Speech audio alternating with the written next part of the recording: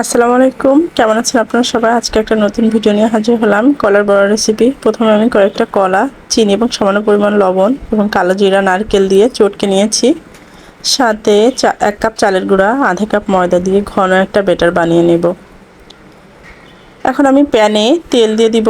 তেলটা গরম হয়ে আসলে আস্তে আস্তে আমি ব্যাটারগুলো আর কি গোল গোল করে দিয়ে দিব। আমি সমস্ত প্যানে বড়াগুলো দিয়ে দিলাম এবং এখন অপেক্ষা করতে থাকবো যে ব্রাউন কালার হওয়া পর্যন্ত। যে হালকা বাদামি কালার হয়ে গেলে আমি সবগুলো বড়া উল্টে দেব।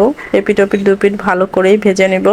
দেখতেই পাচ্ছেন বড়াগুলো আস্তে আস্তে হালকা বাদামি রঙের হয়ে আসছে। এখন আমি সবগুলো বড়া আস্তে আস্তে তুলে নেব। আমার বড়াগুলো হয়ে গিয়েছে। আমি সবগুলো বড়া আস্তে আস্তে তুলে নিচ্ছি এবং চেষ্টা করছি তেলগুলো যাতে খুবই কম পরিমাণ থাকে।